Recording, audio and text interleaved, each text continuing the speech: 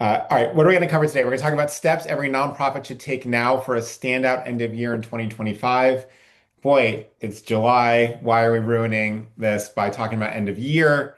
And yet, there's a bunch of steps that we're going to start taking earlier rather than later to have a blowout year. And there's a bunch of reasons why that really matters. And many of you are getting your plans together right now. So that's why we're diving in today. Um, we are going to we are going to get started here. All right, couple of housekeeping notes. Event is approved for 1.0 CFRE credits. This is professional certification if you don't know. And you can always use this to either get started on your CFRE or maintain it. If you have any questions, just go to cfre.org and check that out. We have no formal affiliation with them. We just try to help you in your professional development standpoint. Here's the agenda for today. Intros. What are the macro trends affecting giving this year? What should you do about it? Some very quick announcements. As usual, the recording and the slides will be sent around later today. If anyone asks in the chat, please remind them. Thank you very much. And let's dive in. My name is Patrick, lucky to be the co-founder and co-CEO of FreeWill alongside my wonderful co-founder, Jenny, who, by the way, recently had a birthday as well. Happy birthday, Jenny, a few weeks late. I am currently in Palo Alto, California, where Jenny and I met and started FreeWill while we were at grad students. Jenny now lives in Seattle with her wonderful husband and her wonderful two boys, where she has her hands full. And I am so glad to be here with you. Um, FreeWill just has some very quick background and how did we get some of this expertise. FreeWill is the biggest estate planning and biggest plan giving solution in the United States, trusted by, I think, now 2,300 leading nonprofits, including many of you. Thank you so much. We have been featured in such illustrious periodicals such as the New York Times, ARP, Wall Street Journal, which is apparently persona non grata these days. And we love to work with many of you all, including our dear friends in the American Diabetes Association, the Red Cross, SPLC, Komen, United Way, Amnesty, Greenpeace, all the way down. I don't mean down. I mean all the way on the spectrum to volunteer-run local animal shelters. So, and everyone in between. Free Will team working really hard for y'all. Little under 200 folks and about 5 centuries of combined fundraising experience. We are very lucky to work with. I'm very lucky to work with all these people. Okay, I am going to. We like to give away some of our favorite books, as many of you know. This is the only book I think that we're giving away that I haven't read. Why have I not read it? It doesn't come out for another 3 weeks. So this book by Yiming Ma is is going to be released in mid-August. Jason Mott, who's a National Book Award-winning author himself, said mesmerizing, entrances the reader from the first sentence to his last. Why am I so excited about this? Two reasons. One is Yiming's actually a good friend of mine. He was a classmate at Stanford. He's a brilliant writer, but I'm not doing this because he is a friend. Although it's very exciting when your friends get books published by HarperCollins. So this is like a super legit book as books go. Yiming wrote what is actually my favorite short story ever written, and he won a short story contest in The Guardian, and I sort of sent you the link about this earlier, so we might send you the short story in the follow-up email. But it's a fascinating, super interesting book, and I think you will love it. So. Um, anyway, we will, go find this at your soon to be local bookstore in August, or you can pre-order it on Barnes& Noble or Amazon. But we will send you a link to the short story, everybody, and we will send this to some folks as well. All right, so how's your week going? Generally, people are feeling great. So that is excellent news. It is summer. Things are going well. We are generally seeing also very positive reactions to how confident you're feeling about hitting your goals this year. So that is pretty exciting. And that's where we are. So let's dive into the meat of the issue. Let's look back at end of year 2024. So this is obviously the biggest time of year for charitable giving. Most of you know that. Some estimates show that nearly 1/3 of all charitable giving occurs in December. This is mostly due to end of year being dubbed giving season. And Giving Tuesday, December 30th, and Giving Tuesday, comma, December 30th, comma, and December 31st are some of the biggest Biggest days for fundraising. Now, a lot of this is because this coincides with the end of the tax year for most individuals. And so they're sharing. So this is the chance. It also obviously coincides with major Christian holidays as well as some others and end of year. So the habits are there. In 2024, Giving Tuesday broke records. $3.6 billion was donated on this day alone, a 16% increase from 2023, which is good news. Also saw more people participate than ever before. An estimated 36 million people donated, volunteers, or participated in some way, right? So generally, quite good. If you can divide 36 billion by 36 million, you get roughly $100 per person. But of that, 18.5 million individuals donated, right? So other half of those folks participated in some other way, and roughly an average of $200 per gift based on that math. 7% increase from 2023. Pretty significant, right? This is more than 10% of the United States. The last week of the year is obviously even bigger. Giving Tuesday brings in roughly 6% of online year-end revenue. December 31st brings in 16% of online year-end revenue. We're going to take this sort of year-end revenue to mean roughly Giving Tuesday all the way through the end of the year. The last week of the year brings in 46% of it. So you see a lot of that giving between Christmas and New Year's, and so on and so forth. But the wider picture tells a more complex story, right? So overall dollars in Q4 of 2024 rose by about 3.5% compared to Q4 of 2023. But the number of donors declined and retention rates also dropped heading into year end, right? So growth was given by larger gifts from fewer donors, and we're starting to see this general trend, right? So you're seeing more money given overall, but actually by fewer people. A very interesting dynamic. And we have some lower retention among first-time small dollar donors. When we asked you, how are you feeling about this end of year compared to the same period in 2024? Some of you are feeling optimistic, a few less are feeling pessimistic, and some in between, right? So you see a pretty broad lens on what we think is possible in end of year. And of course, most of you see an uptick in various gifts, a big increase in cash gifts, stock gifts, DAF gifts, less so in planned gifts where it's staying a bit muted, QCDs, and all of the above, right? So you start to see this pretty big dynamic. So what is happening in 2025, and how might we think about 2025 being similar or different from previous years? There are a couple of different dynamics. So first is we're coming off a strong fundraising year, and indications show this to be another strong fundraising year. According to Giving USA's 2025 report, nonprofits received nearly $600 billion last year in various types of giving, a 6.3 increase from 23 and a 3.3% increase after adjusting for inflation. This is a big deal, right? This is good news. And as you fundraisers know, this doesn't happen on its own. It is largely due to the hard work of many folks, including many folks on this call and in this conversation. Second highest total on record, mostly attributed to a very strong economy. Individual giving was almost $400 billion. This is two-thirds of overall giving. This was up 8.2% from 2023, right? So big, up 5% adjusted for inflation. Great job, right? This is really, really great news across the board. Now, as many of you know and have heard me say before, one of the strongest correlations to how much will be given this year is how is the stock market doing overall. And generally, we're looking at a pretty good market despite that sort of crazy April. I don't know if you remember the sort of early days of April. We did a whole session on if there's a recession, what might you do about it? And things have bounced back up for a bunch of reasons. This S&P 500 is up 13% year over year. It is up 7% year to date. Generally strong performance to be up 7% halfway through the year.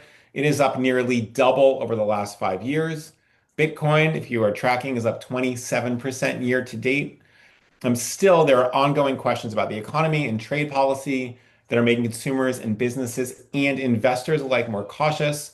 But if the markets are doing well, this is good news for end of year when asset-based gifts tend to increase.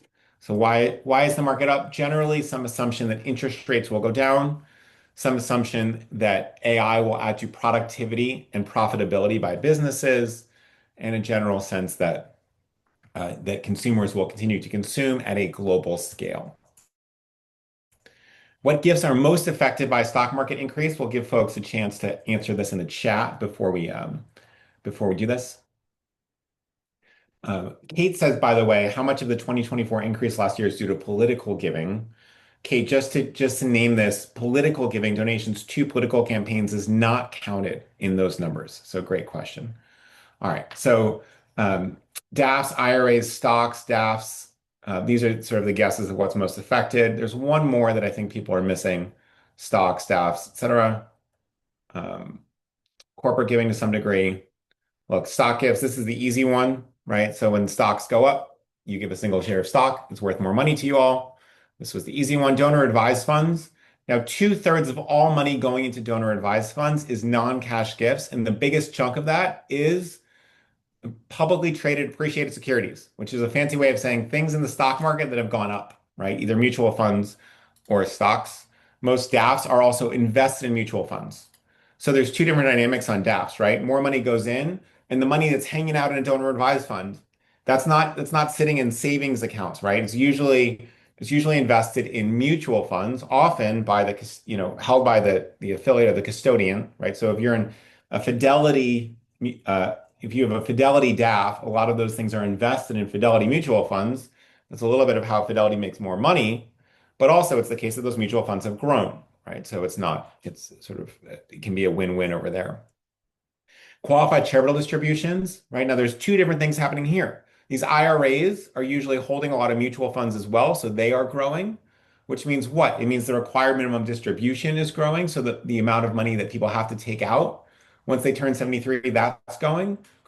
But one interesting thing that's happening here is not only is their IRA growing, their other investments are growing. So what's funny about QCDs? Well, these are gifts that you can give starting at 70 and a half, sort of funny, 70 and a half. But also at 73, you have to start taking money out of your IRA. Government says, look, this is pre-tax money. You've never paid taxes on it. It's time to sort of, you know, give it up. Let's go. And so the government says, there's a certain percentage every year based on your age that you have to take out. Now, if my investments are doing well and I'm 73, I might be like, I don't really need that money and I don't want to pay taxes on it. And the only way that you can avoid taxes on an IRA distribution or a QCD, excuse me, an RMD, a required minimum distribution, is by giving it to charity, which is great news. So we got that, right? So it's not only the obvious dynamic is that the IRAs are growing. The non-obvious dynamic is that people feel less inclined to take their RMDs because their other investments are growing as well. And then the bonus, which nobody said, right? We've got, let's see, 1,300 people on the call, and nobody said this, but foundations are also largely invested in various types of equities, right? Foundations have large endowments. They're invested in venture capital and private equity and public markets, as well as other things, some bonds, et cetera. And so long term, as the markets grow up, the foundations, the endowment gets larger. Remember, there's a minimum 5% payout for private foundations. So 5% of more is more, right? So pretty simple, but nobody mentioned that. So important take as well. Step three, or what's the other insight, right? We are watching this demographic change. We're in peak 65, right? A 4-year period that began in 2023 through 2027. You're seeing a large number of retirements. And it also means, right? What does this mean? It means that more of your donor base is older than ever. So 65, and obviously those folks drifting into 70. But we're dealing with somewhat different demographics than we have historically. Right now, when we ask you what percentage of your donor base is 65 plus, 15% of you say it's more than 3/4, which is an enormous sum. But another 40% say it's more than half. So we really have to start thinking about our older donors. And of course, when we ask you what percentage of money comes from this group, 21% of you say more than 3/4 of all of my donations come from the over 65 group. And 44% say at least half. So a combined, what is that? 66%, two-thirds roughly, have more than half of their funding come from folks who are over 65. So we have to be thinking about this donor group even as the default, right? Other insight is tax changes loom for 2026. The recent passage of the mega bill means changes charitable giving in 26. There will be a new above the line charitable deduction For everybody who is non-itemizing, $1,000 per person, $2,000 per couple. That is new. Many of you were with us last week when we talked about the effects of the charitable giving bill. Um, and so this applies to cash gifts. This is the first time since 21 that non-itemizers, excuse me, get a charitable deduction. There will also be a cap on deduction for high net worth donors, right? Not a full cap, but a reduction. So starting in 26, donors in the 37% bracket can only deduct up to 35% of a charitable gift. This is sort of a very minor impact, but we want you to know about it as well, right? It'll be a little bit less savings, but it's going to be fairly incidental, right? There's also another dynamic where people actually have to give more if they're itemizing to start qualifying. And my hope is that that actually drives people above that 0.5% mark, although you may also see people bundling donations to do this. So what might we do to have a standout end of year? Everything we know about marketing research shows that repetition is key. And so a lot of you say we need an end of year plan, and that end of year plan needs to start in late October, early November, late November. And what we want to argue at you and persuade you of is that your end of year plan starts significantly earlier than end of year. Most giving still happens in December, but early communication sets the stage, teeing up year-end gifts. So this is a really important component, right? You cannot make a good plan in December and in November if you haven't put the legwork in earlier in the year, right? Use the fall to share helpful reminders about how to give and not just why. And what we saw is that FreeWill partners who waited to send outreach until Q4 on any specific type of non-cash gift get significantly fewer gifts than those who sent outreach throughout the year, even within Q4. So you might think, well, this group sent two emails about non-cash gifts in Q4, and the other group sent two emails about non-cash gifts in Q4. They probably got the same amount of non-cash gifts. But it turns out that's not true. What's important is also, did they mention anything before to get people thinking about this before year end?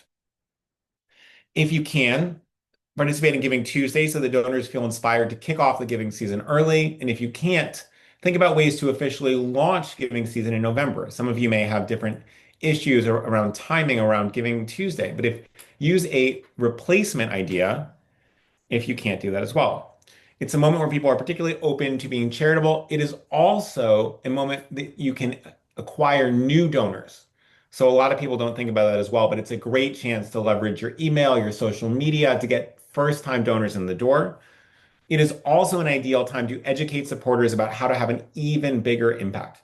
It is one of the only days of the year that is entirely about giving, and it creates a special openness to learning. You might even think about some of that education before Giving Tuesday to prepare people for Giving Tuesday. Step two, this is one of the low cost, extremely high impact, can't miss tactics that we wish everybody did, and the organizations that do it get significantly better outcomes. So send a printed or PDF guide to donors who've given more than $100. Mail it in September or October, or email it in that time if you would like to save money, while there is still time to act before year end. This is a guide that can be a simple letter or a brochure outlining smart ways to give. It can also serve as an opportunity to explain new tax law changes like the upcoming universal charitable deduction, the new floor for itemizers, etc. But having some reference material that people attribute to you that is a guide for any of their giving is incredibly important, right? So this is the thing that the permanent component is, hey, keep this. Whenever you think about giving, come back to this guide and learn more about stocks and why stocks might help you with save more on money. Excuse me, save more on taxes. Learn more about qualified charitable distributions if you're an older donor. Learn more about crypto donations if you're a younger donor, et cetera. And the idea is that every time they think about giving, then they think about your organization.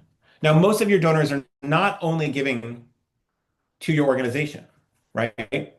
Many of them are giving to their church, their synagogue, their mosque. Many are giving to their alma mater. Some of them might be giving to their, a kids organization. Some of them will be giving to the local land trust, et cetera, et cetera. And so we'll dive in here, right? What kind of language might you want to include? hey, big changes are coming to charitable giving in 2025 is the perfect time to get ahead, starting in 26, et cetera, et cetera. If you itemize, et cetera, so on and so forth. Non-cash gifts, let's do that. This is not, you can make a little note that says this is not official tax advice, but you want to ask donors to hold on to the guide for future reference. You want to include a note, as I mentioned, that it's useful for any of your giving, not just an organization. This puts folks in a very different mindset, right? So if I say, hey, do you want to give stock to the land trust? This is an official ask. Now I'm feeling a little defensive. If I'm saying, look, you're probably making some donations this year. Let me tell you about some different ways to have a bigger impact at lower cost to any of the places you're giving. You can actually feel the openness in a donor really change. So this is quite important. We have a free AI tool that we call Willy at FreeWill, willy.freewill.com, to get started at creating a guide for no cost. And partners have a more complex version that allows them to do sort of full design so that you can print that out. Step three, your current mid-level donors are one of the keys to your future. So major donors, which we're calling the 5 to 50K range, account for about 25% of all dollars raised, according to the Fundraising Effectiveness Project's 2024 report. Supersized donors, which are more than 50K, account for 52% of all dollars raised, which, by the way, means that, the remaining, call it 23%, I think, is from folks giving under 5K. But that's actually not where a lot of your attention goes. A lot of your attention goes to the small gifts. Many small dollar and mid-level donors have the potential to give more, but they need your help to move up. They need a specific proposal. They also need a reminder they can give assets instead of cash. This is one of the most important things you can do is help change the way that people give, right? And that's the fastest way to increase their giving and awareness of additional benefits offered to high dollar donors. So one of the things is that many of these folks do not have parents who gave this much money. Many of them don't have friends who give this much money. And so you might feel like, oh, these sort of giving levels and the benefits are obvious. But for most people, this is totally new to them, right? And so it's really worth being explicit about, oh, we have this special group for the people giving X. Can I tell you a little bit more about that group? You also want to analyze your donors in the 100 to, just under 5K bucket. What is your plan for moving them into the 5K category? We want to analyze the 5K to 50K. What is your plan for pushing them into this? Now, a lot of this um, is changing the way they give, and we'll talk more about that later, right? When we think about turning mid-level donors into major supporters, it's just worth reminding yourself and your team that trying to hit your end of year goals with a large number of small cash donations is likely to be a losing effort unless you have, say, 100 million online users like Wikipedia, right? So this isn't to say that it works for nobody, but it's generally going to work for very few of you. These gifts are hurt by inflation because donors who are small dollar donors and maybe living on a more modest means they also do not increase the amounts to correspond for a weaker dollar, right? So they might say, oh, I give X $100 every year. I'm going to keep giving it. And last year, your $100 bought more than it did this year. And in 2020, your $100 bought more than it did last year. And so you end up with this dynamic where the fixed mindset really hurts your overall giving. Small dollar donor retention is decreasing as well, and the number of new small donors organizations are seeing is decreasing. So there's just this long-term shift towards major giving across the board. So you might think, why am I getting fewer small donors? Well, it turns out everyone else is getting that too. This might change, by the way, next year with this new above the line dynamic, this deduction that $1,000, $2,000 that'll be tax deductible. But the last 8 years have been really hit hard by tax policy. So we'll keep a close eye on that because tax policy actually really matters, much more than people will tell you. In the meantime, we want to focus on increasing our numbers of major and supersized gifts and the size of those gifts. This will help us do it. Step four, anchor points. One of the most important psychological factors in everything, right? This sort of there's this sort of I think it's a Roosevelt quote, but someone tell me if it's Lincoln. I think it's Roosevelt that says comparison is the thief of joy, but positive comparison is the source of joy as well. And so the dynamic here is that what people are comparing something to really changes the way they think. Ooh, Sarah said she thought that was Churchill. I need someone who is not giving a webinar right now can Google this, and we need to get to the bottom of this. Uh, Tori says Eleanor Roosevelt. Oh, wow. Okay, we need some backup. I have to admit that I'm more confused now than I. Uh, LA says it's attributed to Teddy. All right, thank you so much. All right. Very important. Teddy, not Mark Twain. All right, here we go. So look, organizations that raise non-cash gifts grow 6 times faster than those who only focus on raising cash. Why? It's in part because of tax policy, but it's in part because of anchor points. This is because donors give much more when they give non-cash gifts. So your average cash gift is $100. The average stock gift is 115 times bigger. The average DAF gift is 35 times bigger. The average qualified charitable distribution, again, these are gifts out of an IRA from donors over 70, is 39 times bigger. The average crypto gift is 53 times bigger, right? It's not even close here. And so this is a really important component. When people think about their investments, when they anchor on their savings as opposed to their income, they will give you a dramatically larger gift. Donors receive better tax benefits, so it costs them less to give more, and you have this double whammy. You have the anchor points and the tax benefits. This is the number one thing to get good at if you are a major gifts officer or someone who's running a major gifts program. Donors will anchor to higher amounts when asked to reflect on their wealth versus their income. Reminding people of their wealth will ask by asking about investment gifts will even increase cash giving amounts, right? This is a really important component. It is the case that the research indicates that asking for non-cash gifts increases the money you get because non-cash gifts gets bigger. It also increases the size of cash gifts because we're changing the anchor point. It changes the mindset from what can I spare to what can I give from what I have, right? Very different dynamic here. Step 5, strategize which gifts to ask for. QCDs are a smart ask at year end because RMDs must be taken by December 31st. Again, required minimum distribution. This is out of an IRA. Anyone over 70 and a half can give these. So if you have a donor in this category, this is a great thing to talk about, right? They face an active tax penalty on the amount not withdrawn. So if you're over 73, you absolutely have to do this, or you face a penalty from the IRS. Nobody wants that. And so you can save them from that terrible fate. A QCD is a direct transfer from an IRA to a qualified charity. What's a qualified charity? It is a 501(c)(3) organization. It is not currently a donor advised fund, right? So this money has to go directly to a programmatic charity like yours. It can be up to $108,000 annually. This is going up every year for inflation. It used to be 100K flat. That has been changed. These are not affected by the new tax law, which makes them an even more reliable and attractive giving option looking forward. If a donor is making QCD gifts now, there's a strong chance they'll continue giving year after year. The number one proxy for will you give me a QCD is did you give me a QCD last year? Just as a small note here, a quick tip before we get to end of year giving. If someone gave you a QCD this year, think about when they gave it to you and ask before that date the following year. Every donor over 70, you want to bring this up and you want to actively promote them as early as possible. Don't forget to mention tax savings to increase charitable interest. People actually really like tax savings, regardless of what they tell you. Also, a reminder, these gifts have to be given by December 31st, so keep an eye on that. Now, donor advised funds continue to grow in popularity, and knowing which of your donors have one is critical.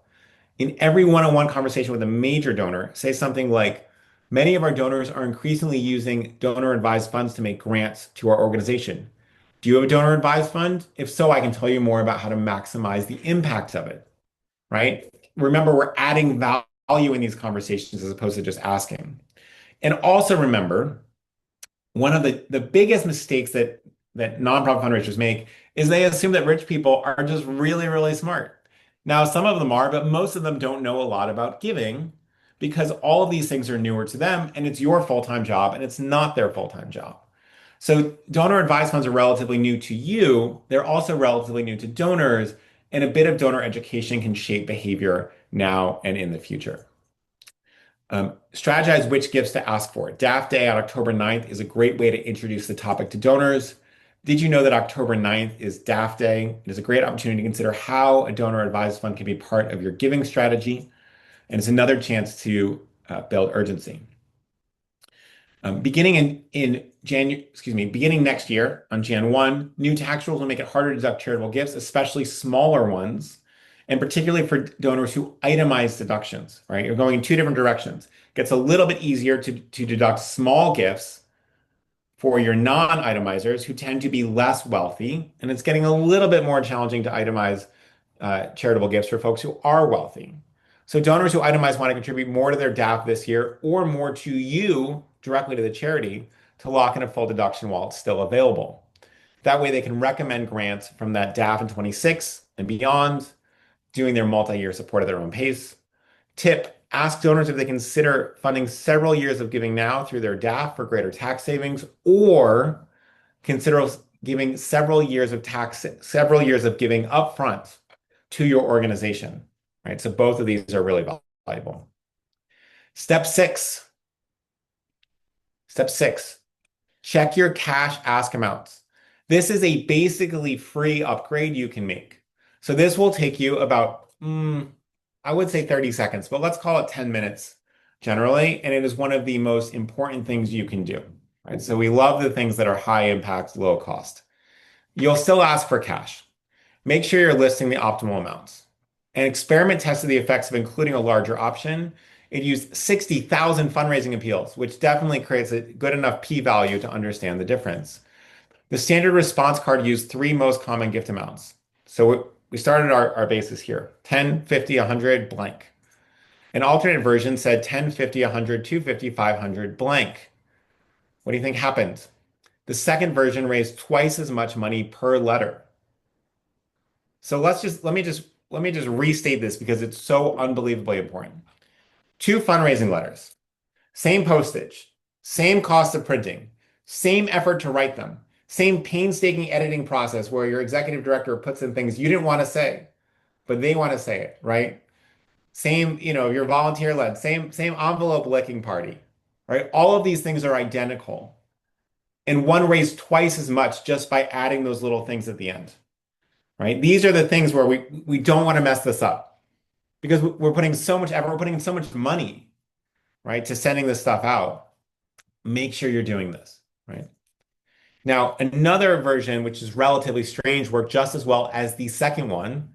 It only said $10, 500, type in your own stuff here, right? What matters here? The high anchor point, right? So making sure that, yes, some people are giving 500 bucks. Now, this study is a few years old. So I'm not saying that you have to do this version, right? This sort of 10, 50, 100, 250, 500. You should be pushing those numbers up, right? This is now, I'll have to get the right date on this study, but it's years old, right? Is there 1,000? Is there a $5,000 option? You can still have that lower version. Why do we want the lower version? The downside of decreasing the smallest option, the downside of increasing the smallest option is it makes it feel a smaller gift seem unacceptable. So if I only wrote, do you want to give 5,000, 20,000, or $100,000? A lot of people are just going to say, I'm going to skip it. I'm a little embarrassed to write in $10 if the minimum is $1,000. So you want both of these things to happen, right? We want to make it accessible, but we also want to raise the anchor points. This is a can't miss, easy trick that can have significant impact on your end of year giving. So don't mess that up.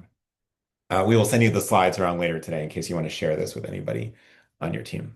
Step 7, thank yous really matter. So what happens? We put all this effort in end of year giving. We've written our end of year appeals. We've checked them twice.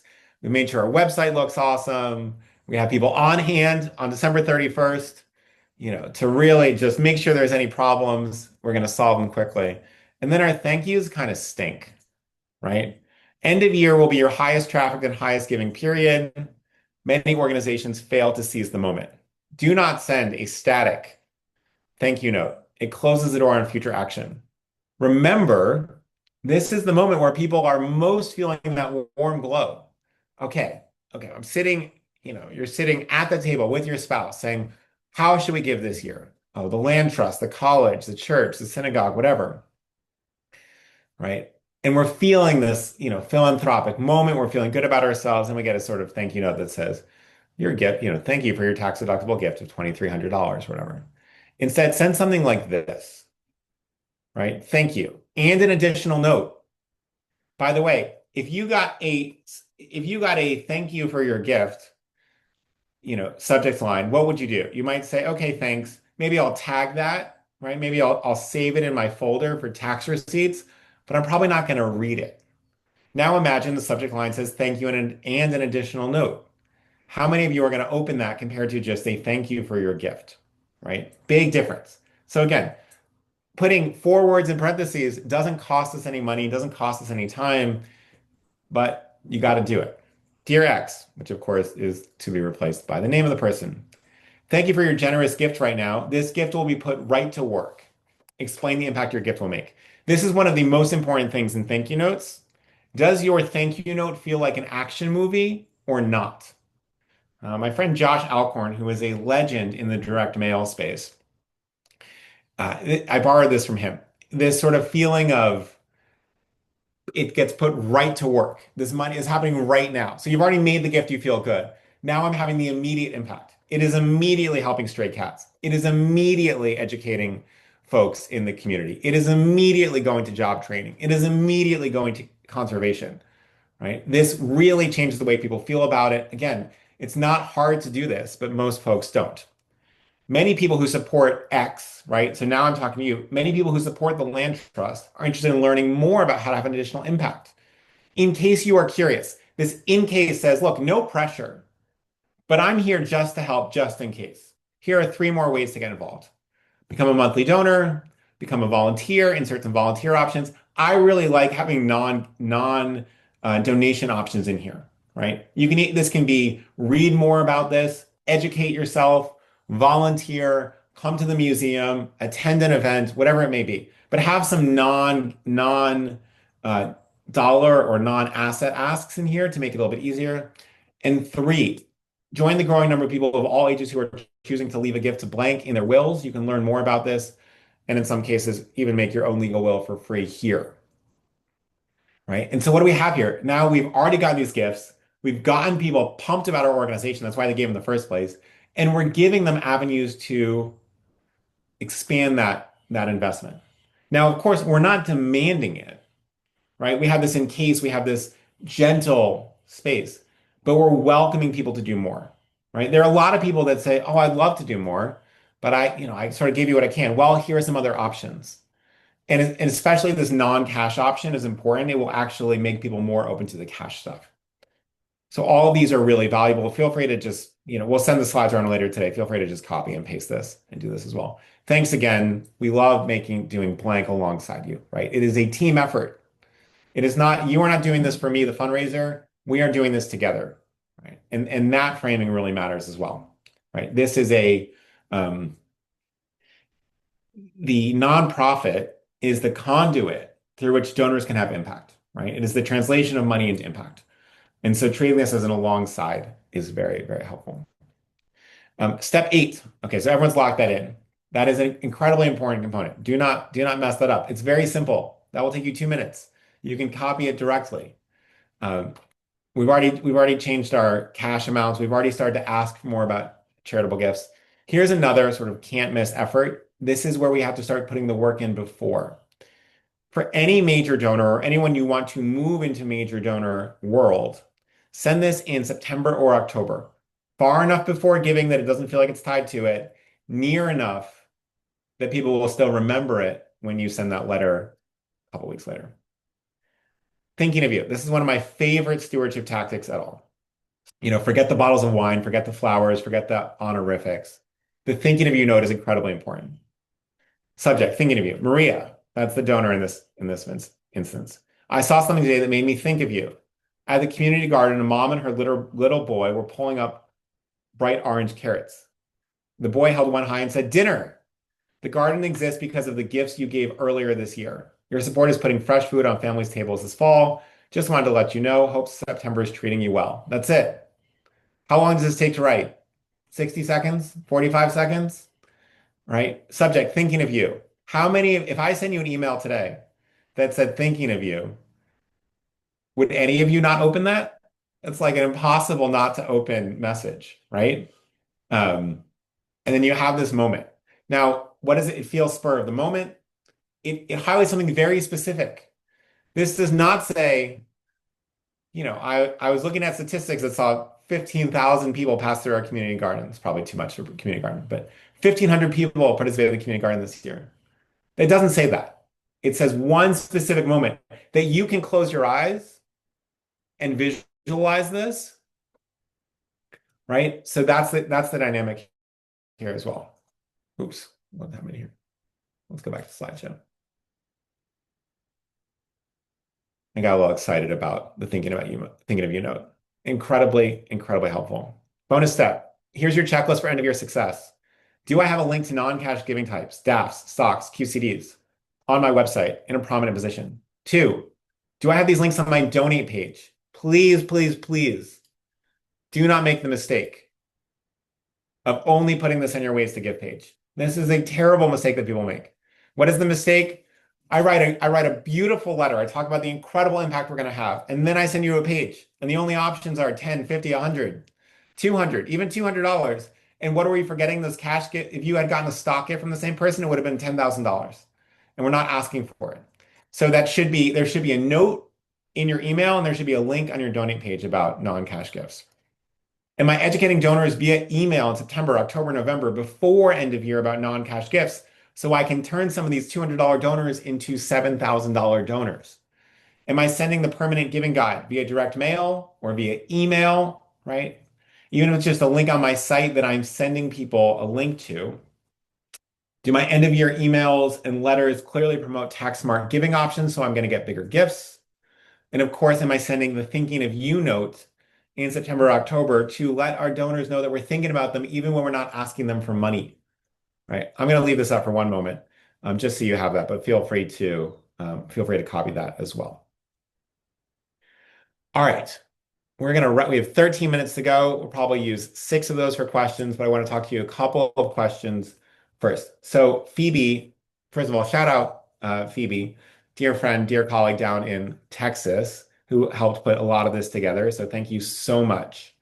Um, uh, Phoebe has just dropped a survey in the chat. Please do this for a chance to win this book. These memories do not belong to us. A constellation novel. We'll also send you Yiming's short story because it's just gorgeous. You will probably cry. I apologize in advance for making you cry today, but it is awesome. Make a note in the survey if you'd like a chance to get a copy. Second, we are having a fascinating and very different webinar next Tuesday on July 29th. We are going to ask the experts. So we're going to dive deeper into year-end planning, and we have 3 of the smartest people in fundraising joining us. So we have senior fundraising leaders from the American Heart Association, the American Red Cross, and the Susan G. Komen organization as they share tested high-impact tactics for maximizing year-end giving for planned and non-cash gifts and how to think about this across the board. So you might have, some of you might be a single person shop, a 3-person shop. Some of you might be running a different national organization. And this is your chance to really peer inside these operations. The folks that are doing all the testing have thought, some of these organizations are more than 100 years old. And so really, as they've sanded down the rough edges, what are they doing and what can we learn from them? So we have incredible guests next week, and I'm really excited about this. Um, come join us for that. You can RSVP in the survey as well. And then our webinar after that. Oh, excuse me. No, sorry. On that webinar is on July 29th, which is noon Eastern. And then we'll do a session the week after that on some of the really interesting donor psychology research that's coming up and how to look at that. So if you have any questions at all, feel free to shoot me an email at patrick@freewill.com. You can find me on LinkedIn. But with that, we're going to answer just a few questions, and then we're going to pause a few minutes early. So let's dive in here. If you have any questions, you can put them in the chat now as well. But we've got a lot going on here. So let's pull down the screen share. Let's dive in. let's get to uh, our Q&A here.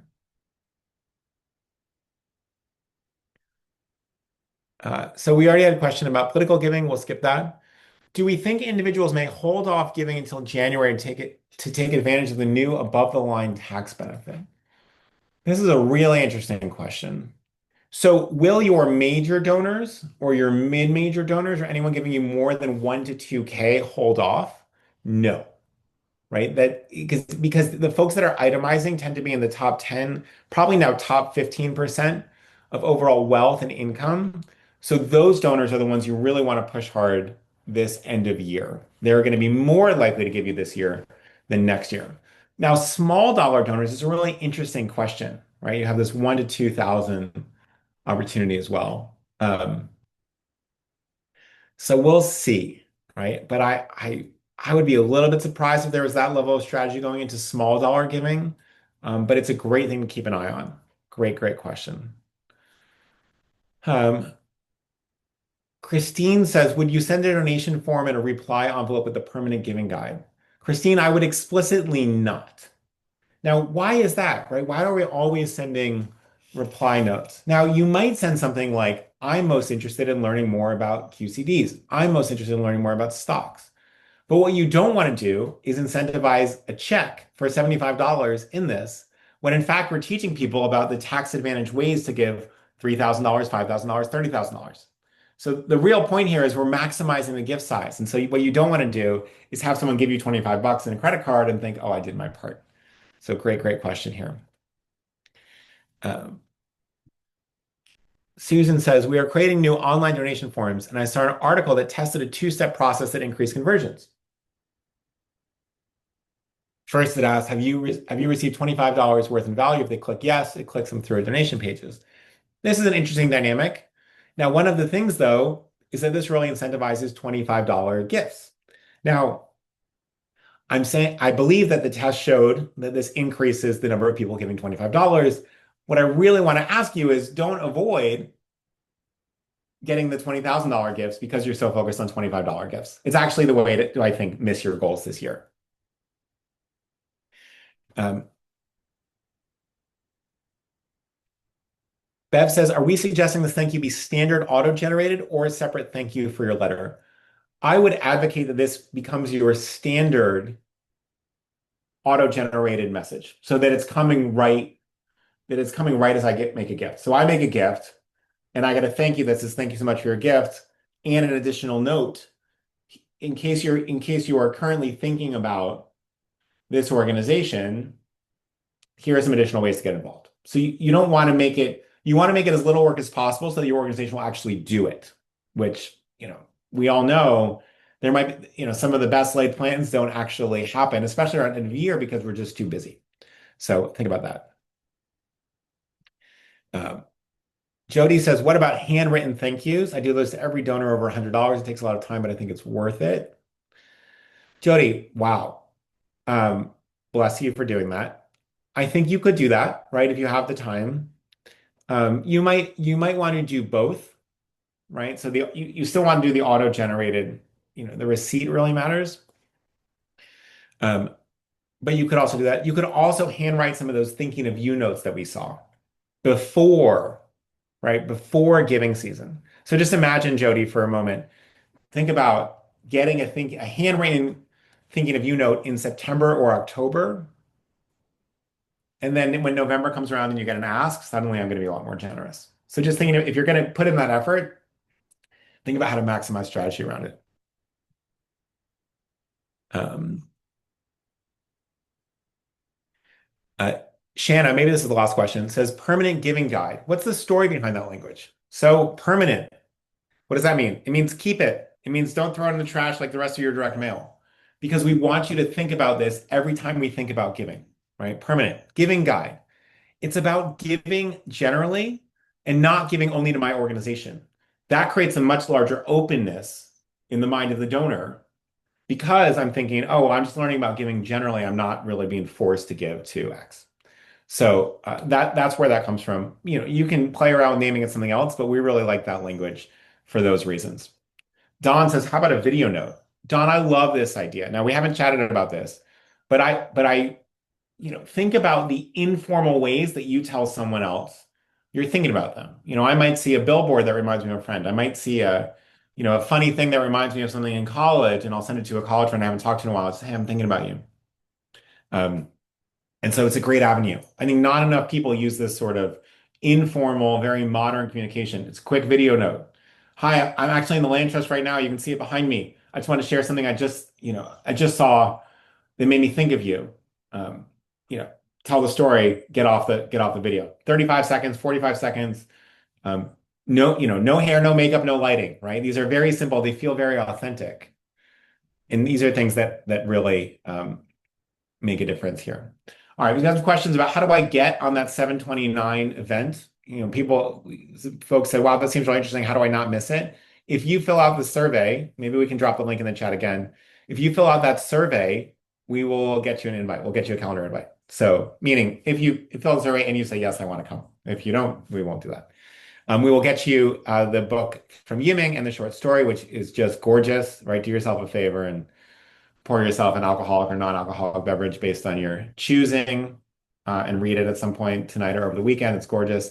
And we will also, make sure to get you the other resources as well. Last thing I will say as we wrap up here is, if you haven't already, go check out the FreeWill website in the nonprofit section. There's a bunch of awesome tools that we build. We're not going to talk about them now, but I promise they help you raise lots of money in plan giving, smart gifts, and newly AI grant writing, which is pretty life-changing for organizations.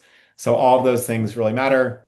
But we're not going to, this is not a lot of these webinars are like thinly veiled sales pitches that other people put on, and we avoid that at all costs. So thank you so much. Have a wonderful summer week, and look forward to seeing you all next Tuesday. And then just one more shout out to Phoebe, who's put in a ton of effort to making this all possible, and appreciate all of you for all of the wonderful work you are doing. Oh, did we ever get a genre um, for next week's theme song? If not, okay, Phoebe says yes. Great. So I'll figure out what that is, and we will make it happen next week. Appreciate you all. Have a wonderful week, and talk to you all soon.